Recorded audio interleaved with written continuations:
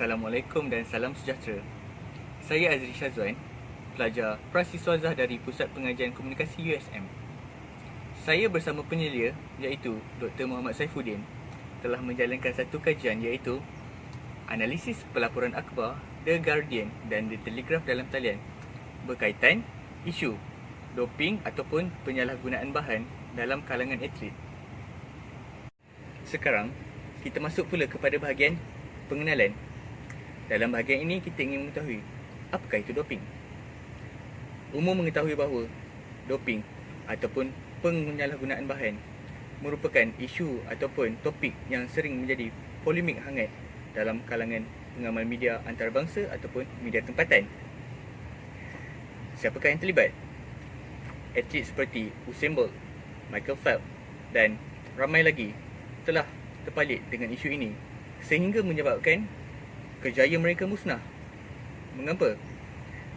Para media sering menggariskan perkara negatif jika seseorang itu terpalit dengan isu doping. Namun demikian, atlet dalam negara tidak terkecuali juga dalam isu ini. Contohnya, Sazali Samad, Datuk Lee Chong Wei, mereka pernah terpalit dalam isu ini. Antara bahan yang digunakan dalam isu doping ini termasuklah metafetamin dan steroid. Kedua-dua bahan tersebut antara bahan yang popular digunakan oleh para atlet. Jika mereka didapati bersalah, mereka akan digantung atau dikenakan hukuman yang lebih berat daripada menyertai mana-mana kejohanan. Jadi, kesannya sangat buruk kepada atlet yang mengamalkan doping dan akan mencalahkan imej mereka serta negara. Jadi, setiap atlet harus mematuhi segala peraturan dan larangan yang telah ditetapkan oleh badan berkuasa dunia seperti Agensi Anti-Doping Dunia ataupun WADA. Seterusnya, kita masuk pula kepada bahagian kajian-kajian lepas. Para pengkaji seperti Spalletti, Tiger dan Papa telah banyak menulis artikel dan membahaskan tentang isu doping dalam kalangan atlet ataupun artis ataupun dengan tajuk yang berkaitan. Sebagai contoh, mereka sering menggariskan bahawa individu yang terlibat dengan penyalahgunaan bahan ataupun kes doping ini berada dalam nada yang negatif. Mereka sering dihukum dan mereka sering menjadi kecaman kepada masyarakat.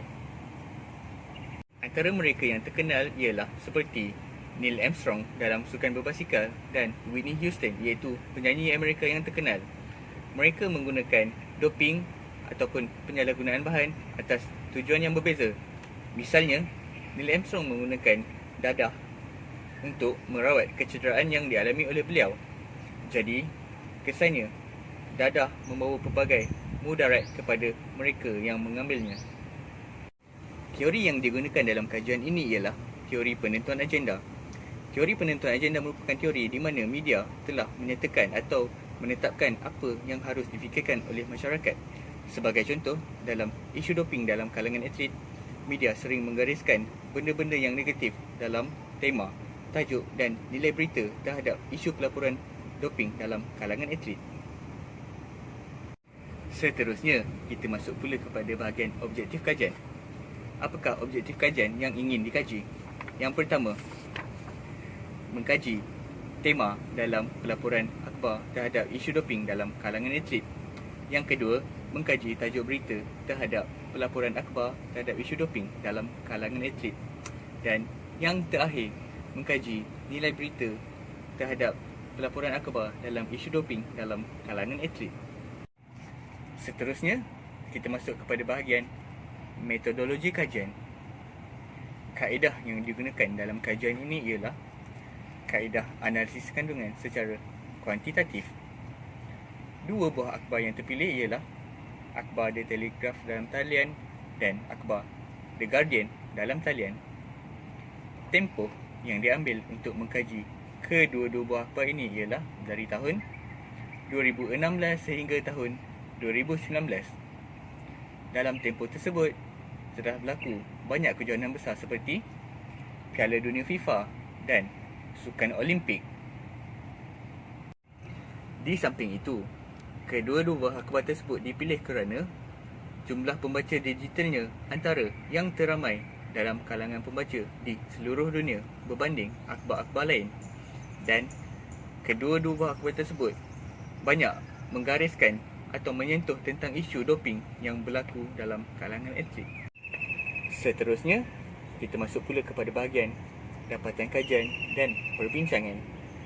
Seperti yang kita ketahui, terdapat 3 objektif dalam kajian ini, iaitu untuk mengkaji tajuk, tema dan nilai berita. Hasil kajian telah menunjukkan bahawa antara tajuk yang paling tinggi digunakan dalam pelaporan akhbar terhadap isu doping dalam kalangan atlet ialah tajuk yang berbentuk hukuman. Selain itu, antara tema yang paling tinggi digunakan dalam pelaporan akhbar berkenaan isu doping dalam kalangan atlet juga ialah tema yang berbentuk hukuman. Dan akhir sekali, nilai berita yang paling tinggi digunakan terhadap isu doping dalam kalangan atlet ialah nilai berita yang berbentuk negativity. Manakala ujian Kai Kuasa 2 pula digunakan untuk mengkaji ataupun menguji hipotesis.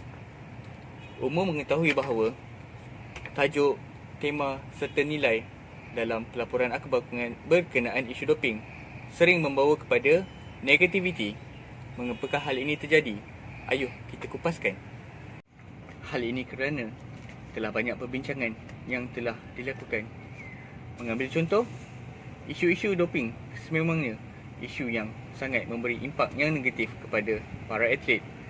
Jadi tidak heranlah isu ini dianggap sebagai sesuatu yang boleh membawa kemudaratan kepada mereka.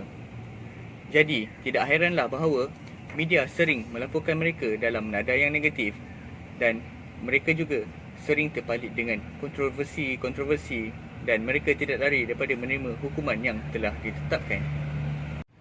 Apa tidaknya, penyalahgunaan bahan ataupun doping tidak sahaja digunakan ke dalam badan manusia. Haiwan-haiwan seperti kuda juga sering menjadi mangsa keadaan. Mereka disuntik untuk mendapatkan kelajuan yang maksima dalam sesuatu kejohanan, dan perkara ini merupakan suatu perkara yang tidak sepatutnya dilakukan kerana ini merupakan penganiayaan terhadap haiwan, kerana perkara tersebut akan mendatangkan kematian kepada mereka. Kesimpulannya, sukan merupakan medium yang dapat menyatu padukan rakyat dari seluruh dunia, tidak kira sama ada berbeza bangsa, agama, budaya serta warna kulit. Sukan merupakan sesuatu yang sangat diperlukan dalam kehidupan seharian kerana dengan bersukan, seseorang individu akan mendapat tubuh badan yang sihat serta akal yang cerdas. Namun demikian, isu doping merupakan isu yang sangat membawa kontroversi kepada mereka yang terlibat. Jadi, seharusnya penggunaan bahan terlarang tidak seharusnya terjadi dalam kalangan atlet. Sekian.